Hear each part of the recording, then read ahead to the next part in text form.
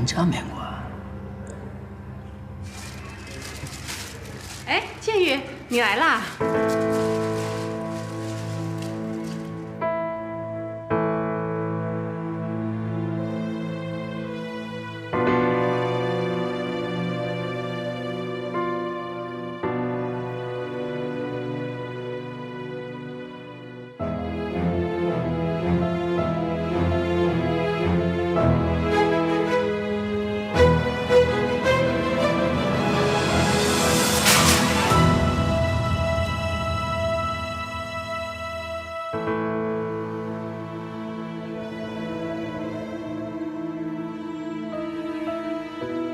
真的是你？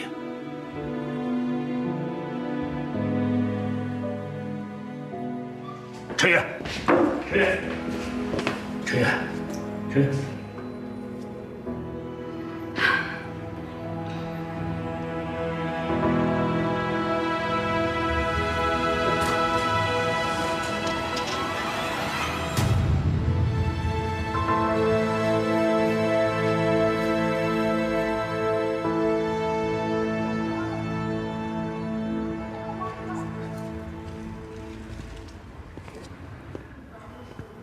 陈宇，你就这么不想见我吗？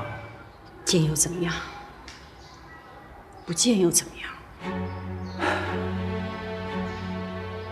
一别20多年，你就没什么话对我说吗？该说的、该做的，都已经说了，还有什么好说的？没想到，你和我居然生分到这个地步。陈宇，你可真够狠的！身份。 当初你跟我签离婚协议书的时候，不就已经是这样的结局了吗？那我想知道，刚才那个男人他到底是什么人？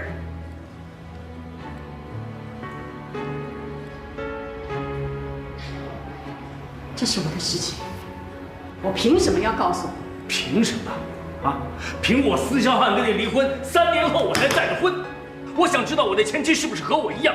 还是离开我之后，很快就找了别的男人。你到底要羞辱我到什么程度，你才满意？我羞辱你，啊，陈宇，我们2个之间到底是谁在羞辱谁呀？你到底凭什么这样跟我说话？你把我当成什么人呢？我把你当成什么了？陈宇，当年我是那么的呵护你，那么珍惜你，那么爱你。 你自己说，我把你当成什么了？那些都是过去的事情，我不想再去想。我现在生活得很平静，我不希望你来打扰我的生活。你真是这么想的？是的，我不希望你再影响我以后的生活。我明白了。 我多年解不开的心结，我现在全明白了。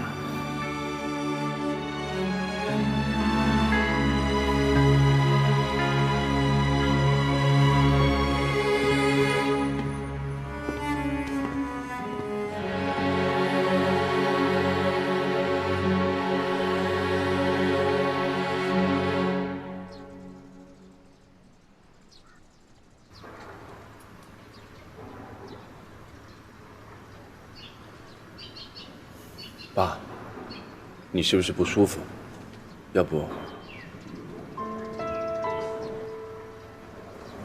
建宇啊，你今天真不应该带爸去那儿啊！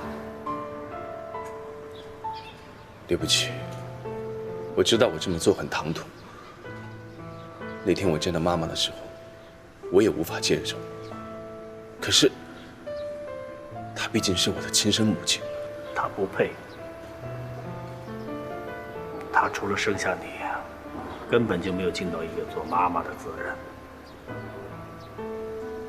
爸，我明白你的感受，可是你有没有想过，妈当年离开的时候，她是有苦衷的。苦衷？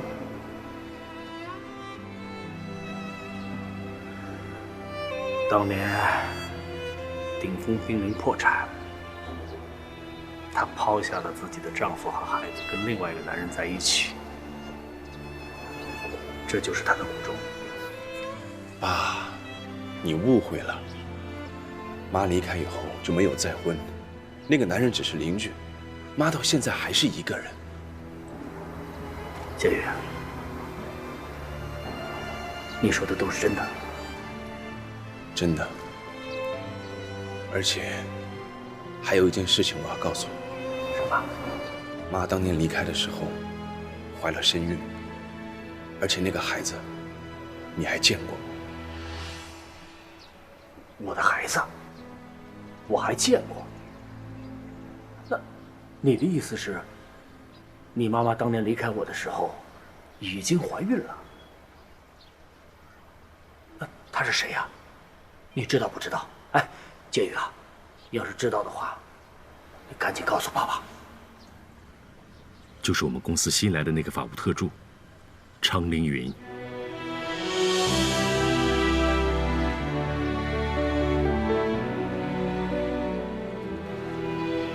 昌凌云？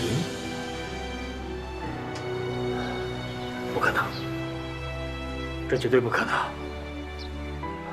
爸，一开始我也不相信，后来我就查了凌云的出生日期，而且我也问过妈妈了，她也承认了。不可能。爸，你要是不相信的话，可以去做 DNA 的检测。爸，你没事吧？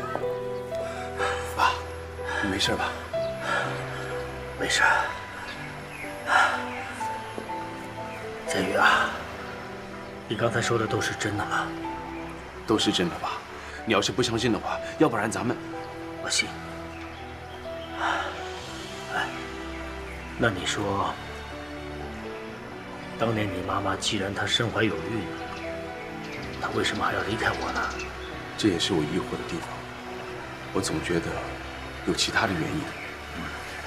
但是爸，不管怎么样，你要是相信凌云是你的女儿，她从小跟着妈吃了不少的苦，我们应该尽力的去弥补她。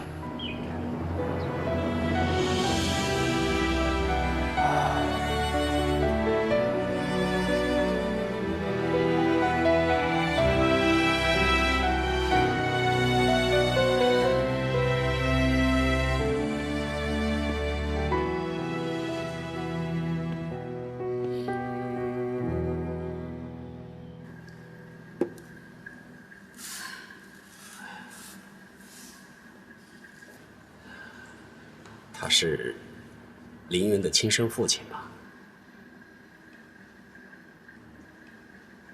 凌云他知道吗？我还没有告诉凌云。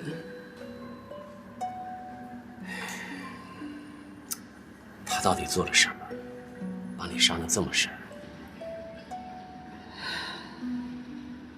都已经过去了。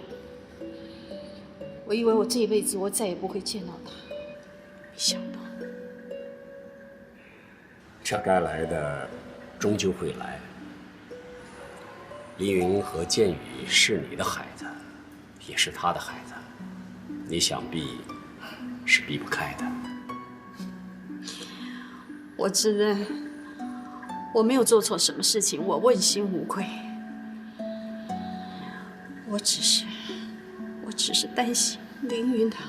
凌云他已经长大了，而且非常懂事，他会体谅你的，你就放宽心吧。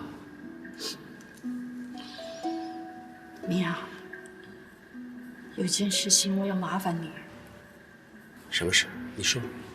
你千万不要告诉凌云他爸爸来过的事。我是不会说的。可是你想过没有，这件事凌云他早晚会知道。与其让他自己知道，不如由你来告诉他。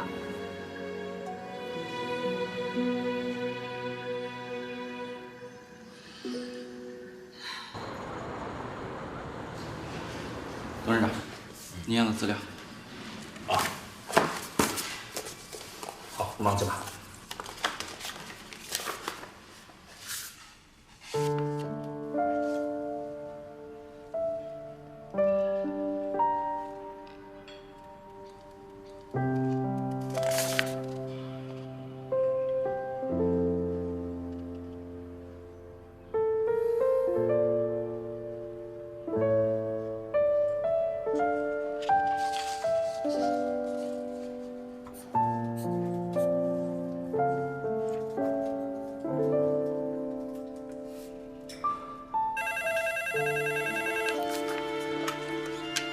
喂，您好。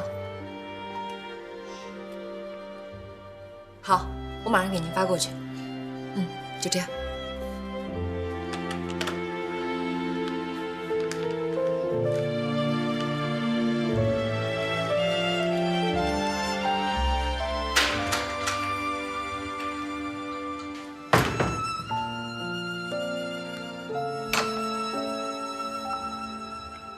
你怎么在这儿？有事吗？去哪儿了？哦，跟一个员工聊点事儿。你去查陈凌云是什么意思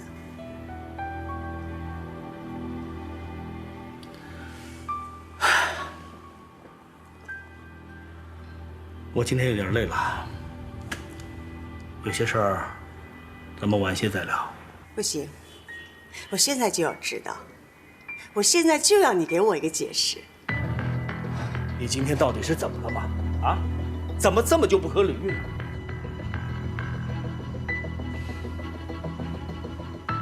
你是不是知道什么了？还是早就知道了？我知道什么呀？那你这么关心凌云的事干什么？哎，是你在关心他吧？我的丈夫对个年轻女员工过分关心，身为妻子的我想要知道，难道有错吗？行了，你别瞎猜了。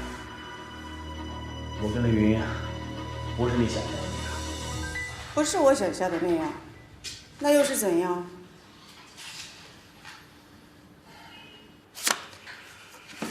凌云是我跟陈月的女儿。女儿？你是怎么知道的？我也是意外才知道的。当年陈月跟我离婚的时候，我不知道她已经怀上了凌云。阴差阳错，我才碰到了她，所以你就去见了陈月。你们都已经离婚了，你还去找她做什么？哎，你忘了当初是她离开你的。这些我都记得。但是凌云是我的女儿啊，是我司萧汉的孩子。是又怎么样？哎，你不会是想告诉我，你准备接陈凌云回司家吧？没错，我正是这个意思。我要把凌云名正言顺地接回司家。司萧海，你会不会太过分了？我为你为鼎峰付出了这么多年，你现在问都不问一声就要把陈凌云带回家，你把我当成什么了？一码事归一码事啊，你不要混为一谈。好歹我是你的妻子啊，你就这么不顾及我的感受，对陈月有什么好？你就这么重视他的女儿？你别忘了，当年是我陪你度过顶峰危机的，我为你生了剑锋，为你照顾剑雨，这都是我，是我。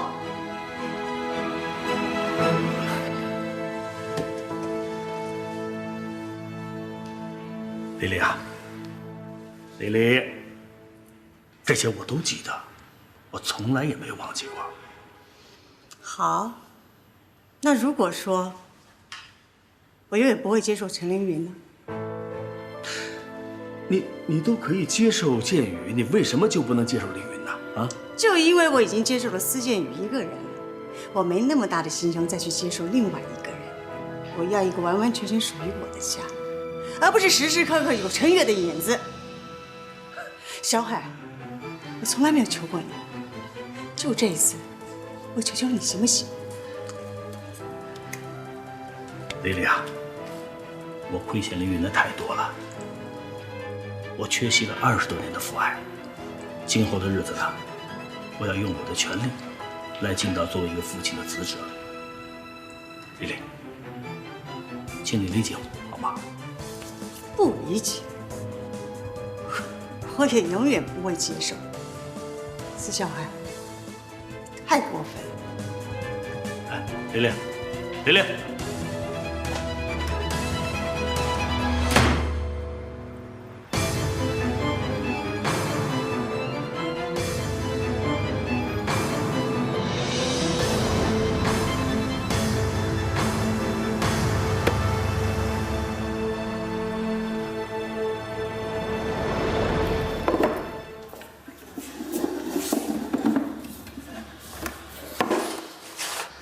妈，你怎么了？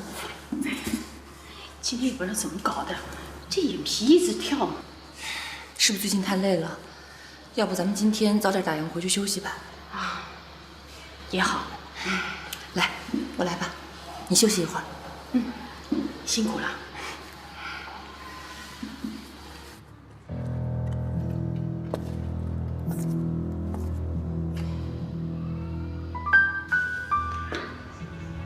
张离离，张总，你都已经离开这么久了，你为什么还要回来？为什么要出现在这里？还带了一个女儿回来，还把她带到司教汉的面前，你到底安着什么心？你今天来就是要跟我讲这些吗？我告诉你，我什么都没有做。你什么都没做，那为什么司教汉知道她的存在？你到底在说什么？哼，事情都已经到了这个地步了，你还说你不知道？我知道什么？妈，他到底在说什么？林云，你先出去。你是不是有什么事情瞒着我？林云，你听妈的话，你先出去，先出去。不，我不出去。陈月，你自己不敢告诉你女儿，偏偏跑去告诉了司教汉。我真不知道你的心思原来这么的深呢。哼，你跟司建宇还真是亲生母子呢，一样的阳奉阴违，一样的龌龊下贱。你别太过分了，我不许你这样说我的孩子。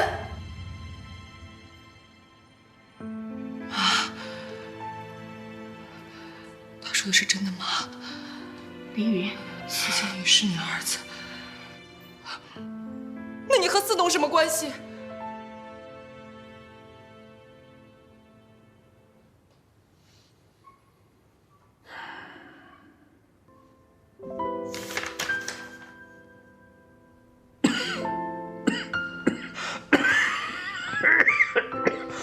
爸，爸，快点去。好，没事。爸，这晚上天气凉，你身体还没恢复好，早点回房休息吧。我没事啊，你先去睡吧。爸，有一件事情我要告诉你，阿姨去找过妈妈了。她去干嘛？那你骂她？我想，妈妈和妹妹一定受了委屈。黎黎的脾气啊，我是知道的，她那儿我去说。那这样说来，凌云知道我是他的父亲了。爸，那以后我们该怎么处理啊？这个女儿，我必须认。你让我想想，让我想想。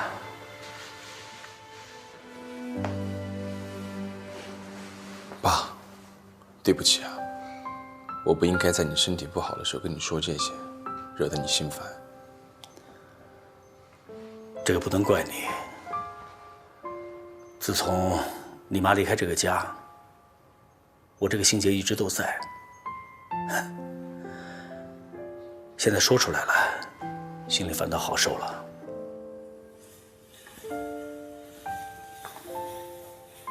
爸，当年妈妈为什么要离开？我怎么一点印象都没有？那个时候你才5岁，不记得是正常的。那一年，顶峰的合约方片面解约，公司的资金链断裂，濒临破产。爸爸被人四处逼债，我就到处融资，想救回顶峰。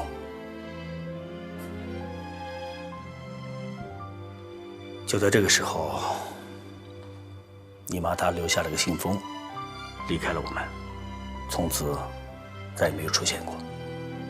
信封？里面有离婚协议书吗？一份签了名的离婚协议书。除此之外，还有一封信。他说他无法忍受如此之大的公司破产压力，所以提出了离婚。建宇啊，你妈妈她真是一个非常非常好的女人，她温柔、贤淑、善解人意。正因为这点，爸爸至今都没有想通，她为什么要离开我，离开这个家。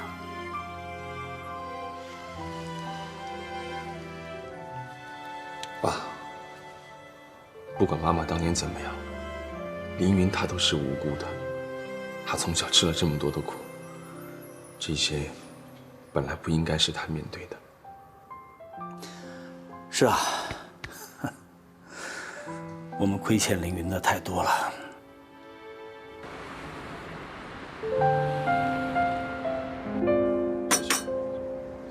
两位请慢用。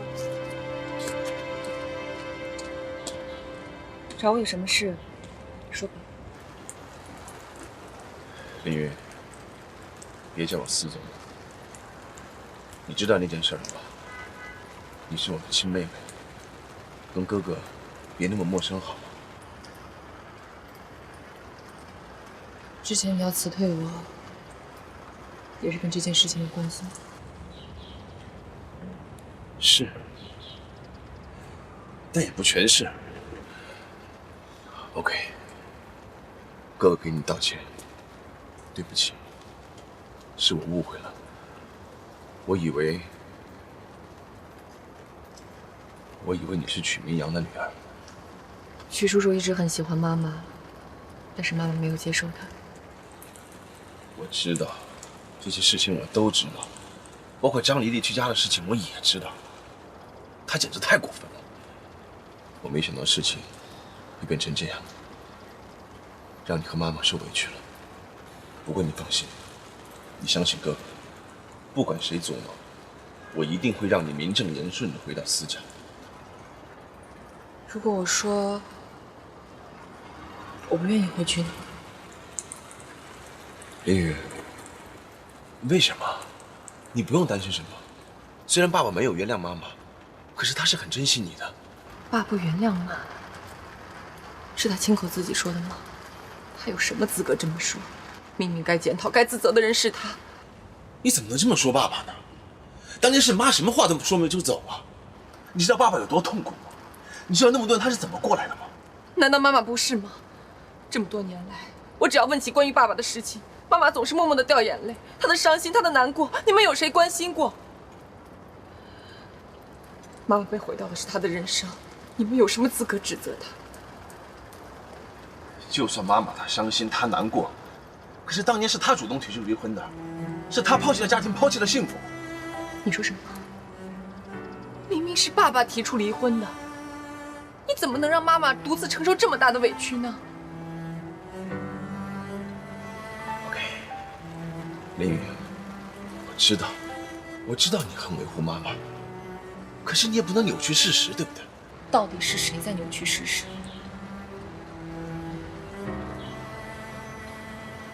我想这中间肯定有什么误会。不管有什么误会，我都不希望你爸爸再来打扰妈妈的生活。也请你转告他，我可以承认他是我爸爸这个事实，但是我永远都不会接受他，更不会回到司家去。林云，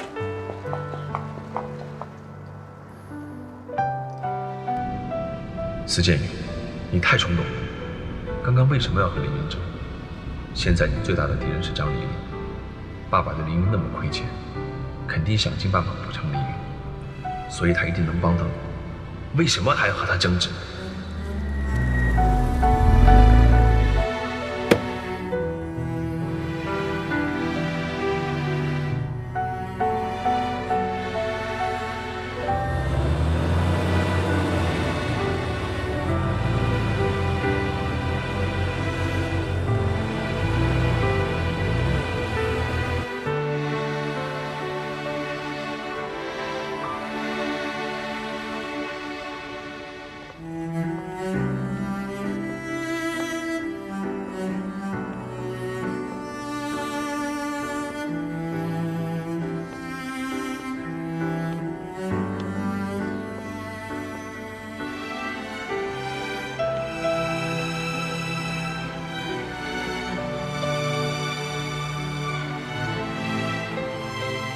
这不是一泽家吗？我怎么到这儿了？你也不知道他在不在。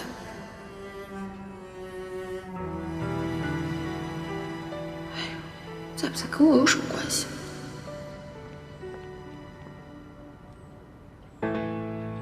陈凌云，他怎么在这儿？啊，一定是刚从一泽家出来。真以为这么献殷勤就可以抢到一泽哥吗？啊，小兰，凌云，我还以为我看错了，还真是你。你是来找一泽哥的吗？啊，不是的，我碰巧路过。撒谎都不会，真是够巧的。正好我一个人无聊，要不一块去坐坐？啊，不好意思，我还有点事，所以……哎呀，走嘛，我知道这附近有个特别好吃的甜品店，走吧。嗯。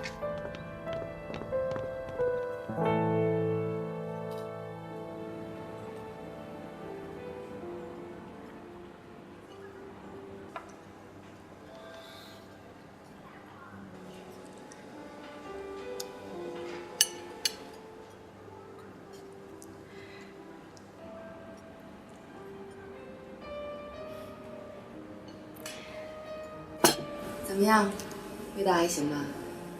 很好吃，谢谢你。不用客气。要说谢谢的话，也应该我谢谢你啊。为什么？谢谢你替我照顾一泽哥啊。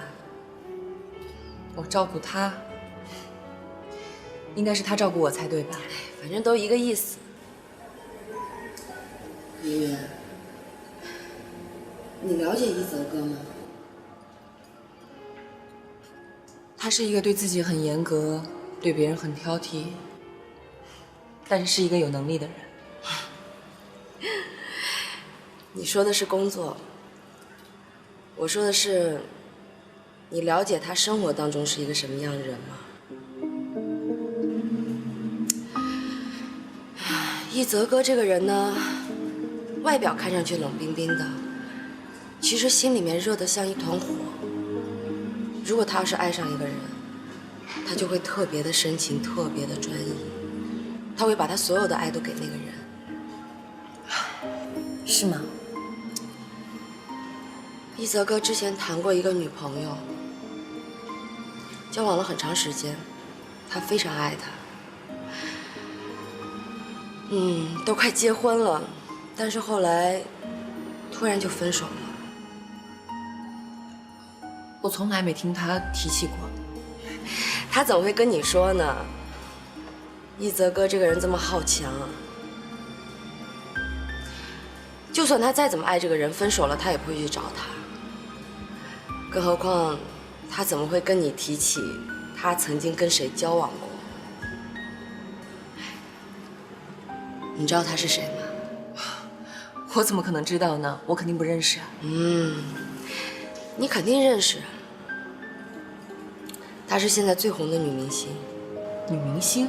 谁啊？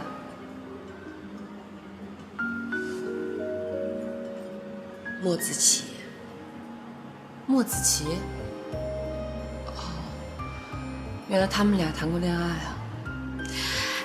有没有人说过你跟莫子琪很像啊？我跟她像？这怎么可能呢？人家可是女明星，我怎么可能跟她长得像呢？但是真的很像。我也不知道他们到底是什么原因，为什么不能再在一起。但是我知道一泽哥那个时候真的很痛苦，我也帮不了他什么。直到你的出现。我的出现？你的出现弥补了一泽哥在莫子琪那儿的缺失啊，所以一泽哥对你也不太一样。米小姐，我想你弄错了。从来没有人说我跟莫子琪长得像，而且我也没有觉得副总对我跟对别人不一样。也不能说你们长得像吧，可能是性格，气质。但总而言之，一泽哥一定是把你当成莫子琪的影子了。我知道，你一定不愿意做莫子琪的替代品，但是，我还是真心希望你能够帮一泽哥，帮他从莫子琪的痛苦当中走出来。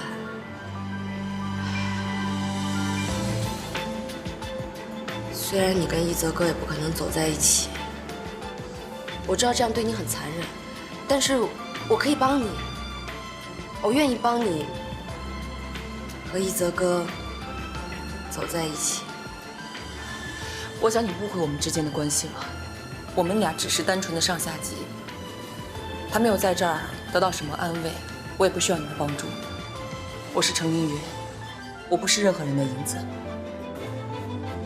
我只和我妈长得像。如果没有别的事情的话，我先走了。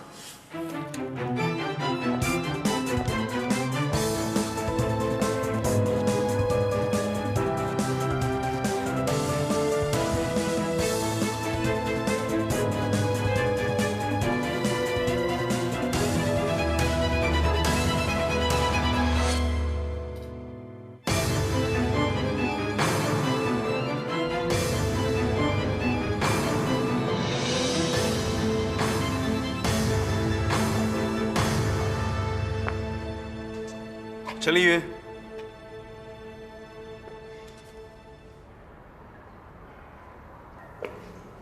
陈凌云，我有话跟你说，走吧。没空。这是命令。今天休息，我不用听你的命令吧？这是跟你跟建宇的关系有关。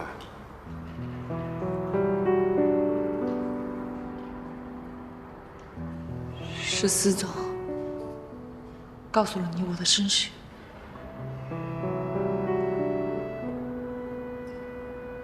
是我跟他说的。你告诉他的？你怎么知道？我也是最近才知道。当时建宇，他以为他跟你是同母异父的兄妹，所以我才去调查的。结果，你们所有人都知道了我的身世，却没有人告诉我什么。这不是重点，重点是……这怎么不是重点？凭什么我最后一个人知道自己的身世？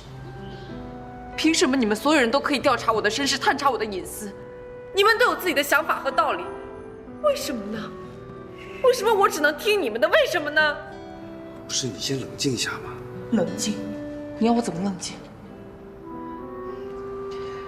我居然进了跟我失踪20年爸爸的公司，而我的哥哥是我的顶头上司。我妈有我妈的苦衷，我不能怪她；我哥有我哥的立场，我也不能怪他。可是你呢，副总？你和我有什么关系？你凭什么调查我？你既然已经调查出来了，你为什么没有在第一时间告诉我？你就那么喜欢掌控别人吗？真的不是这样的。我是发现建宇他对你的态度已经开始影响到他的工作上的判断，所以我才要去调查的。而且关于你，我真的不愿意因为这件事情影响到你的工作。工作？都到这个时候了，你还在跟我谈工作是吗？你以为我会感谢你吗？真的不是这样的。这好，咱们今天就把话说清楚。从现在开始，我正式跟你辞职。你那个敬业县职让他见鬼去吧！还有，我宁愿给我妈开面馆，我也不要回顶峰。你真的要离开顶峰？是。你是真的对顶峰一点留恋都没有吗？没有。那天都项目呢？没有。你的那些策划呢？没有。你向往的天都项目，围绕着他的那片绿地呢？没有，没有，我都说了没有。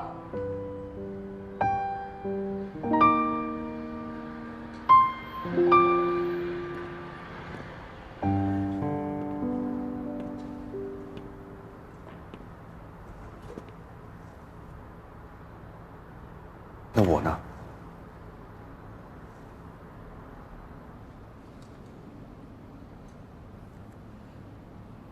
你什么？难道你对我就没有半点留恋吗？我记得我第一次看见你，你是当代驾。当时我在想，怎么会有女生做这种职业？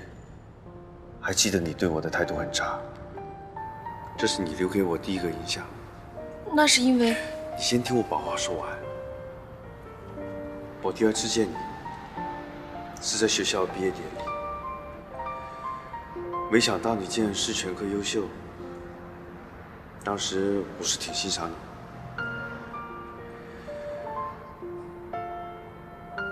后来你跑到我们顶峰来应聘，是我把你刷下去，因为我知道天都项目难度的确是太大了，外面有那么多的好工作，为什么你不跑到外面去呢？结果你还是进来了。后来你凭着自己的努力，越做越好，甚至你感动到我们。我们是因为你才相信天都项目到最后一定会成功。后来建宇他发现你跟他之间的关系，他误会了你和他是同母异父的兄妹，所以他才要处处的针对你，才要把你赶离开顶峰。当时我真的是很担心，我以后再也见不到你了。我是很担心，如果有一天我走进办公室，我再也看不见芒洛你，我会是什么感觉呢？你明天就知道了。要是可以的话，我宁可一辈子我都不知道。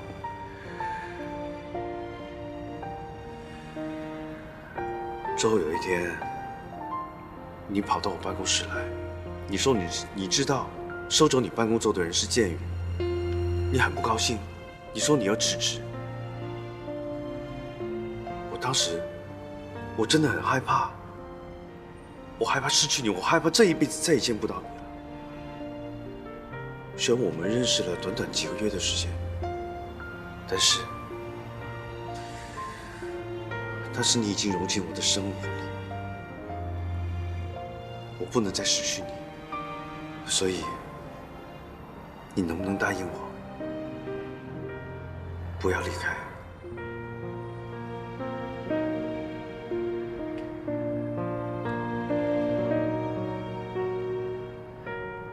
你让我留在你身边干什么呢？工作拍档吗？只要你愿意，我们……如果我不愿意呢？我问你，我是不是很想一个人？想谁呀？我自己。你怎么会说到他呢？我是不是很想他？我们能不能不要开启这个话题？你见到我的时候，是不是会想起他？我不愿意回答任何关于他的问题。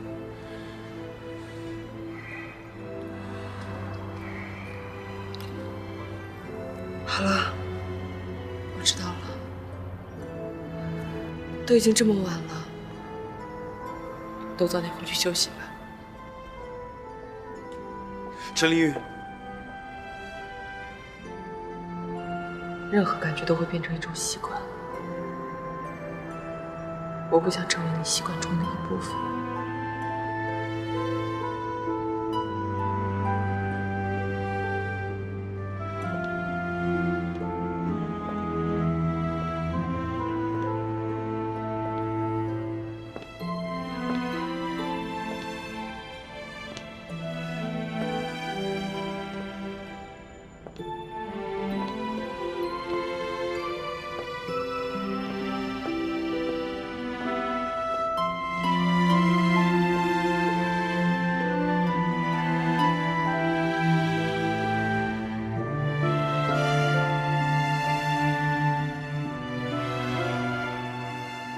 来喽，小心烫。没事。来，妈，你坐。哎呀，你看看，让你别进去忙嘛。你看这里都是油，怎么办？没事儿了。来，尝尝我给你做的面。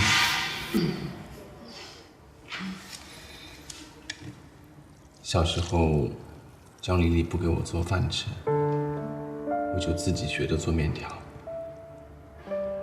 妈，我发现我做面条是有遗传的。他不给你饭吃，你爸知道吗？嗨，一顿两顿的，也饿不死我。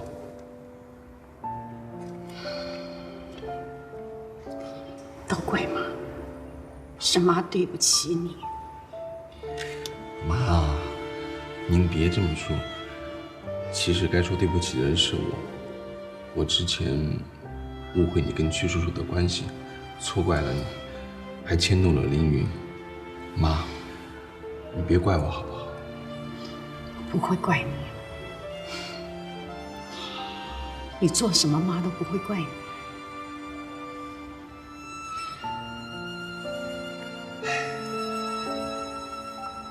怎么了？妈，我怕凌云他不肯原谅我，毕竟之前我对他的态度实在太差了。你们之前相处一直好好的，但是凌云啊，他就是一个直肠子，你哄哄他应该就没事了。妈，其实我觉得我们母子三个人的性格还挺像的。我好不容易找到了妈妈，又多了一个妹妹，我真的好开心。妈，以后有时间我就来看你，好不好？当然好啊。不过，你公司的事情这么忙，那又算什么？如果可以的话，我都不想去工作了。我想在面馆陪着妈妈。只是什么？只是我不想便宜那个张丽丽。如果我不在公司的话，她肯定会抢走鼎峰的。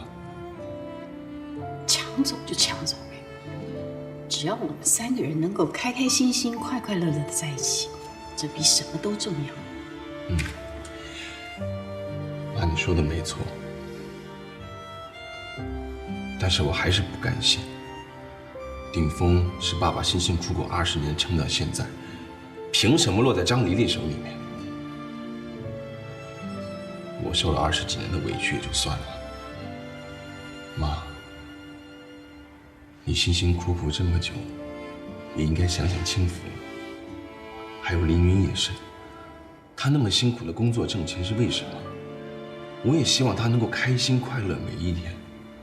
妈，你说对不对？你说的都对，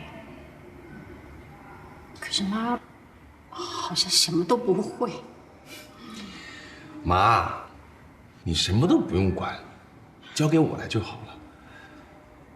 只是我希望你能够劝劝凌云，在公司的时候多帮帮我。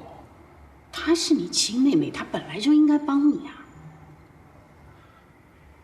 还有，我希望凌云能够认爸爸。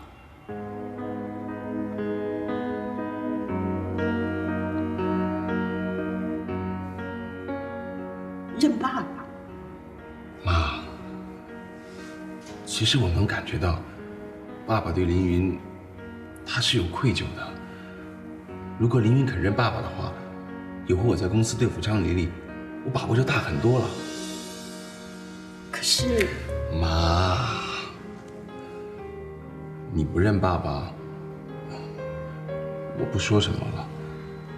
但是你想想凌云，他身上流着爸的血，你总不能让他一直这样单亲下去吧？再说了，如果他和爸的矛盾不解开的话，我在公司也挺为难的。凌云，她从小就是主观意识很强的女孩子，个性又倔。这样吧，我劝劝她，但是最后拿主意的还是她自己。妈，李云这么孝顺，他一定会听你的话。哎，行了，咱先不说这个，面都凉了，哎，吃，乖儿子给你做的面。谢谢。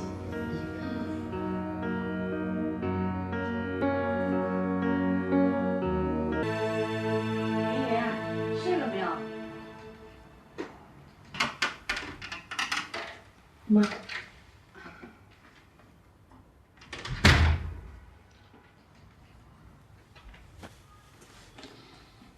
这么晚了，怎么还没睡呀？睡不着。有心事，要不要跟妈说说？我辞职了。辞职？妈不是让你不要辞职吗？我不想在那个人的公司上班。林媛啊，你在顶峰上的好好的，你千万不要因为妈影响到你的前途。我想得很清楚了，妈，你那么辛苦的把我养大，如果我还在那个人公司上班，我心里过不去这道坎儿。再说了，我这么有能力，还怕找不到工作吗？可是，林云，妈希望你能够多考虑考虑。我还考虑什么呀？妈还是希望你能在顶峰上班。为什么？顶峰是那个人的公司啊。可是你哥哥在。我知道这20年来，建宇他也吃了不少的苦，可是这都是妈造成的。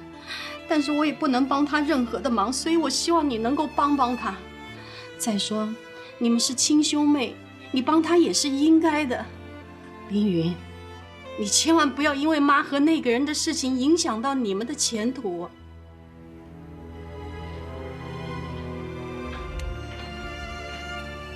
凌云，妈还要跟你说一件事情。还有什么事？凌云，你能不能和你爸相认？妈，你在说什么？我知道这个要求很过分，但他毕竟是你的爸爸。再说，当时我离开他的时候，他并不知道有你的存在，所以妈希望你能够原谅他。是不是司建宇来找过你？没有，他没有来找过我。我不答应这个要求。你之前不是跟我说，我爸爸不在了，我就永远当做没有这个爸爸不就行了吗？我装作不认识他不就行了吗？凌云，你别那么固执好不好？说不定他会是一个好父亲呢。妈，你到底在说什么？你知道吗？凌云，就算妈求你，妈求你，你再听妈一次的话，行吗？我长这么大，什么时候没听过您的话？可是您现在让我去认他，难道你也看上他的钱了吗？你怎么会这么说妈？难道妈在你的眼里是这样的人吗？那你为什么要让我去认他呢？他有资格当我的父亲吗？不管他有没有资格，他就是你的爸爸。我可以不认，但你不行。凌云，凌云，你去哪儿？家里太闷了，我出去透透气。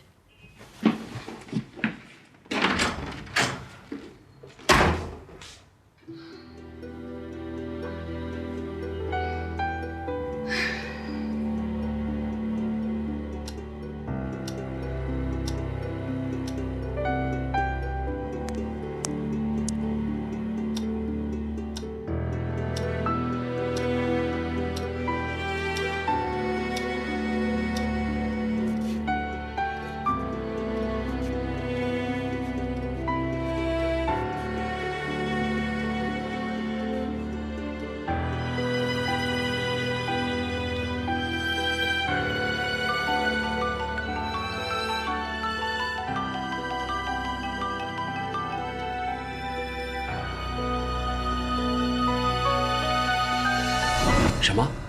都出去2个多小时了。是啊，我到处都找不到凌云，怎么办？怎么办？常阿姨，您怎么能逼凌云信任那个人呢？其实现在心里最难受的人就是他。我知道，可我也是没办法嘛。你实话跟我说，是不是施建宇让你这么说的？哎呀，你糊涂啊！心里想着儿子，就没有女儿了。现在都别说这些了，现在赶紧找到林云比较重要吧。这大半夜的，他一个女孩子家在外面怎么办呢？你不要担心啊，现在外面的治安也没那么糟糕。这样，我跟曲恒再出去找找啊。常阿姨，你别担心，我刚刚给朋友们打过电话，他们都在帮忙找，我现在就出门去。啊，你守着常阿姨，我一个人去就行了。快去。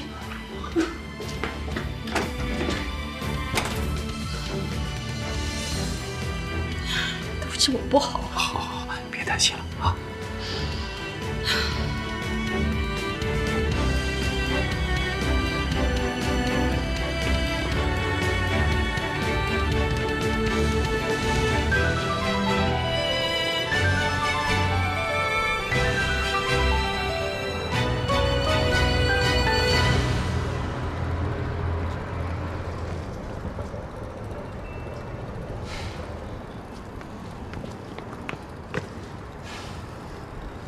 终于找到你了，怎么一声不响就跑出来？你知不知道常阿姨多担心啊？我想一个人静一静。都2个小时了，已经够了吧？听话，跟我回去，免得他们担心。啊！哎，你能陪我聊聊天吗？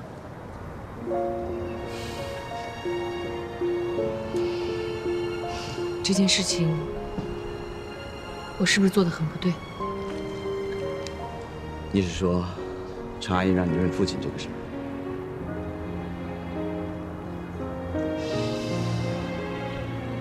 我也不知道为什么我妈让我这么做。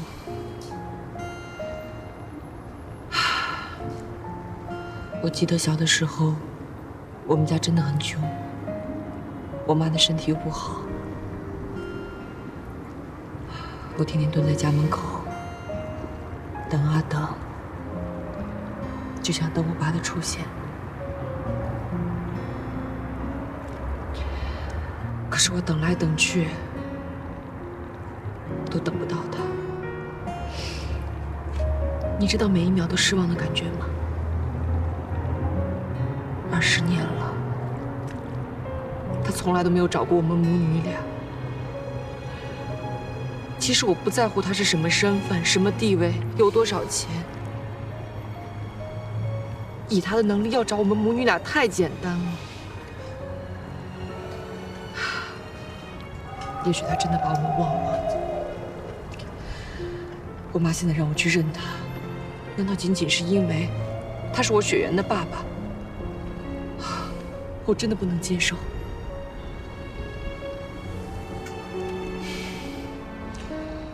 接受不了，咱们就不接受。傻丫头，你不是一直想出国进修吗？我陪着你，咱们一起出国好不好？出国？我放心不下我妈。放心吧，常阿姨有我爸照顾着，说不定我们不在，对他们来说还是个好事。再说了，未来会怎么样，谁知道呢？是啊，未来会怎么样，谁知道？不过说真的，你说你跟我一起出国，那地姐那边的工作怎么办？当然是辞职了。我不知道未来会怎么样，但在我想象的未来里，一定都有你。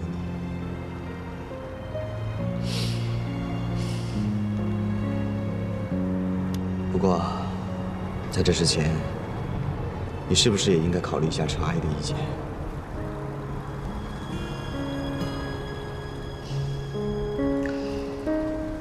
我相信，常阿姨让你认司萧汉父亲，一定不是她的本意。为什么？也许是陈阿姨的心病吧。心病？这个心病就是司建宇。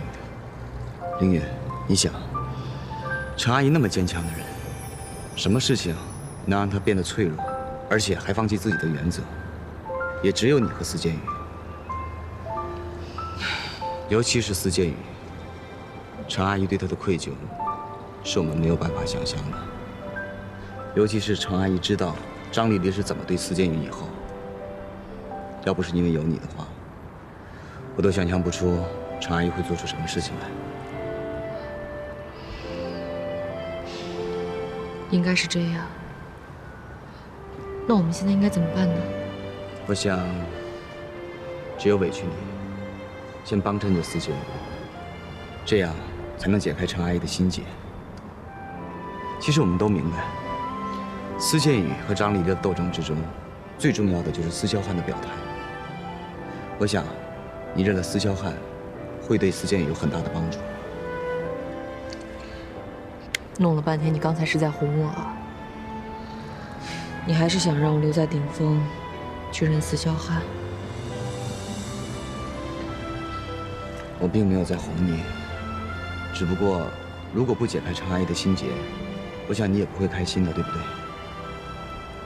况且，这也不需要很长时间，只要等天都项目结束就可以了。天都的项目？没错，其实天都项目就是司建宇用来对付张丽丽的资本。如果这个项目成了的话，那司建宇就在顶峰站稳了脚跟。而且，你不要忘了，天都项目是你毕业以后第一个工作。你想啊，你为了这个项目付出了多少努力，多少心血，遭受了多少白眼。如今这个项目好不容易进入正轨了，你真的舍得放下？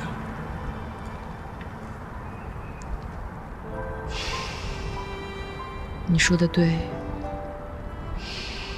这是我第一份工作，怎么能说放弃就放弃呢？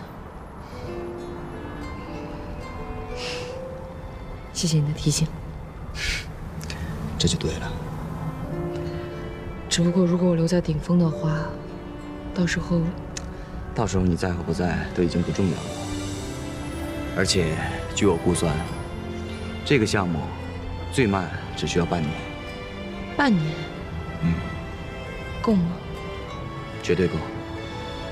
我等得起。你呢？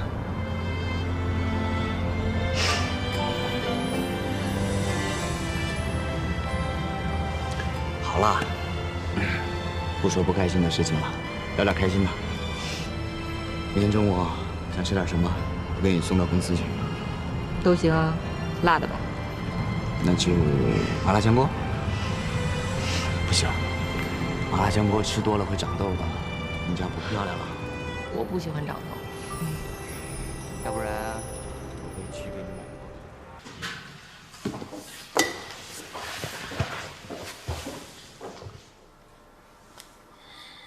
司董，你叫我什么？司董。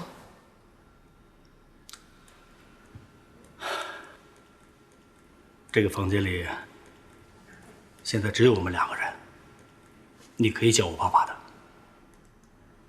当然，一时改口也不容易，但是你心里要清楚，我是你爸爸。我真是没想到，你居然是我的女儿啊！这20年，你受苦了。我没吃什么苦，吃苦的是妈妈。好了，过去的事情我们不再提了。从今天开始，你就是我司萧汉的女儿。我要把这20年亏欠你的父爱10倍、100倍的补偿给你。陈月这个人呐，什么都好，就是脾气犟。哼！既然早知道她已经怀上你了，就应该告诉我呀。否则我们也不会分别20年的。你是在责怪妈妈吗？我心疼的是你。你不是说之前的事情不要再提了吗？好吧，过去的事情咱们不再提了。这样，要不要爸爸陪你四处逛逛？或者是你想去国外旅游的话，尽管说出来，爸爸一定满足你。这些都不用了。我今天来只是想跟你说一件事，我希望我以后是凭自己的能力在顶峰工作，不需要任何特权和优待。你还是不肯原谅爸爸。其实我昨天已经向副总辞职了，但是我想来想去，还是决定留下来。我只希望你能答应我这个要求，你能答应吗？好吧，爸爸答应你。我心里很清楚，要你接受我不是一朝一夕的事情，但是只要我们父女有机会相处，你一定会体谅到，爸爸是真心想补偿你的。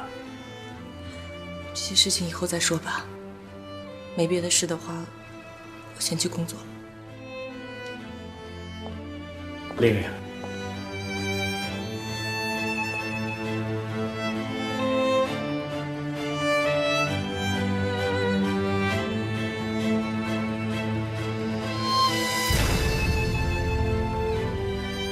能给我一个拥抱吗？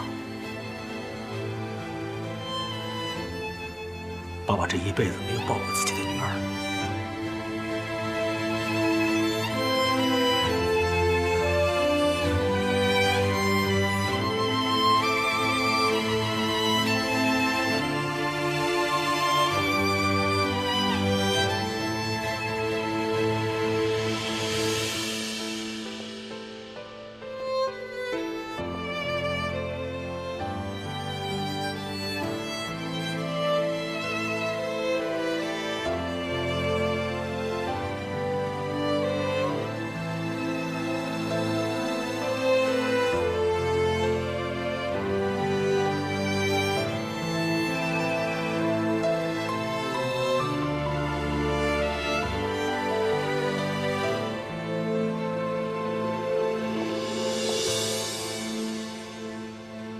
好感人的场面啊！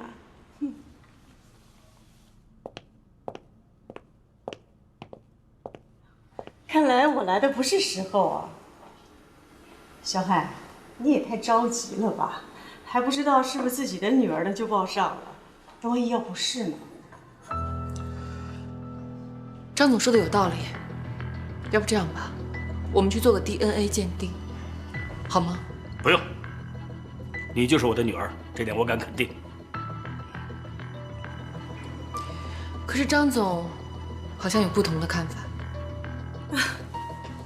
那是开玩笑的，薇薇，我第一次见到你就特别喜欢你，没想到竟然还是一家人呢。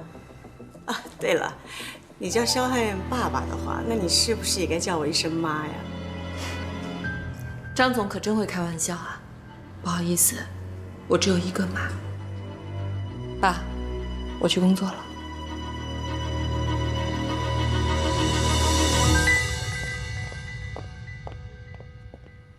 这就是你认的女儿啊，没大没小的，你该好好管她了吧？什么叫认的？那就是我的女儿。丽丽啊，你也这把岁数了啊，不要整天的跟小贝斗来斗去的，一点涵养都没有。我可告诉你啊，以后不许针对凌云，听到了没有？我哪有这个闲工夫？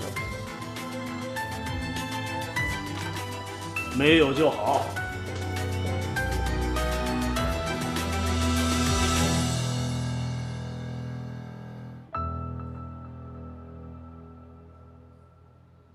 这是我的办公室吗？满意吗？有什么要求就告诉我。我还是在原来的格子间办公吧，这里可是副总裁办公室。只要你点头，你也可以当副总裁。司总，你不用这样。还叫我司总，是不是还在怪我？不是的，我只是觉得我还是我，我还是原来的程凌云，我还要在原来的那个天都项目组，我不希望有任何改变。如果是这样，我宁愿离开。好，听你的，都不改变。不过，你对我的称呼，是不是要改一改？称呼？我知道你不肯认爸爸，不过我这个哥哥，你不至于不认我吧？哥，哥以前做的不对的地方，你不要生我的气。我没有生你的气，我只是希望你有时间了多看看妈妈，她真的很挂念你。我会好好孝顺妈妈的，也会好好的照顾你。我们是一家人嘛，对不对？对，我们是一家人。不过你要防着张丽丽，我怕她会针对你。你放心吧，我一定不会让她抓到把柄的。